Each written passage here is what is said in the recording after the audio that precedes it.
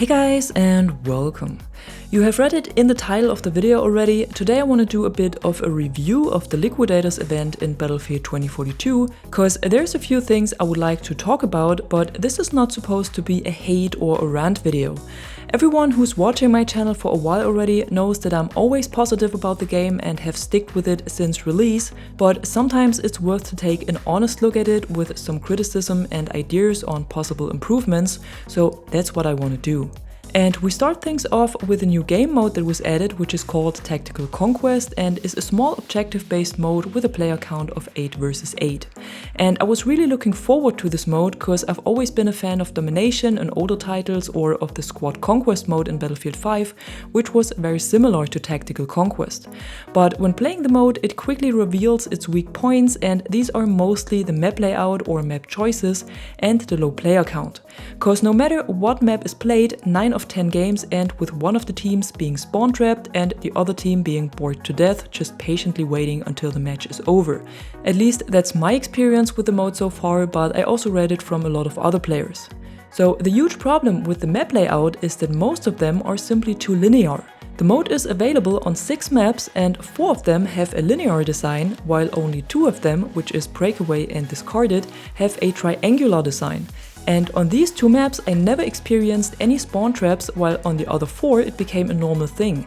And I can remember playing lots of Domination back in Battlefield 1 and also lots of Squad Conquest back in Battlefield 5, but none of the maps over there had such a linear layout.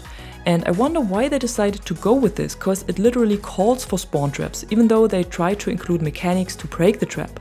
But these are also not enough. What is active in the mode right now is that when one team has captured all objectives and has total dominance, they are not allowed to spawn at these objectives anymore, but they can still spawn on their squad mates and on available insertion beacons. So this way the enemy team has no chance to completely remove all opponents from the border of their spawn and recapture an objective, cause the dominant team keeps spawning and spawning. So what they should add to give the trapped team a chance to get back into the game is that the dominant team can only respawn at their base while they are holding all objectives. No squad spawn and no spawn at insertion beacons. This will push them back a little and give the losing team at least a chance to get back into the game. The spawn restriction would then be removed once the other team has captured one objective. But to lower the chances of getting spawn trapped at all, it would be a good choice to have only maps with a triangular layout.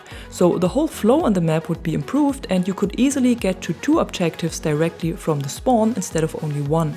When taking Stranded as an example, it might be a better idea to have the middle objective on the outside of the ship, so it would be easier to capture even when the other 2 are taken by the enemy team.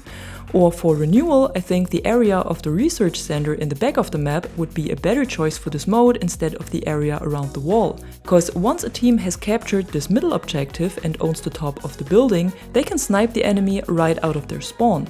In addition, I think that a player count of 12 versus 12 would be the perfect number for this mode, cause right now 8 versus 8 feels like it's not enough and it makes the maps feel a little bit too big, but the 16 versus 16 version that is planned for next week might be too much already, so the middle way with 12 players per team might be better. Another small thing I recognized is that the mode should have a short timer before it actually starts, cause once you see the spawn screen at the beginning of a match, the match has already started. And in most of the games I played so far, the match started with a very low player count and then slowly filled up. And while this is not too much of a problem in normal Conquest, it becomes a problem in such a small mode. Cause if you get overrun right at the beginning just because the enemy team already has 5 players while yours only has 2, it makes it even harder to get back into the game. Not even talking about that it's quite frustrating. So maybe a little delay would be good here to give the teams the chance to fill up before the actual start of a match. So the mode in general is okay the way it is now, and I'm happy we finally got a mode that is similar to Domination, but it could be tweaked here and there to improve it.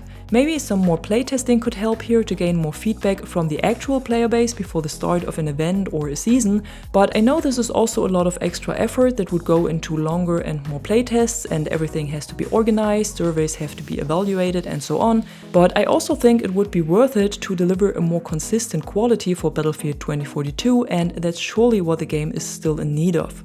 But that can also be applied to the two things that I think are really frustrating about this event and that I want to include as well. And that's the tracking for the cosmetic unlocks and the lack of content, at least the lack of unlockable content. So first of all, about the tracking.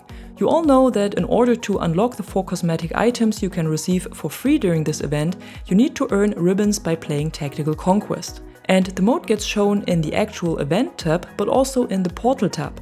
But when you start matchmaking from the portal tab, the ribbons won't track. They will only track when you get into the mode via the event tab.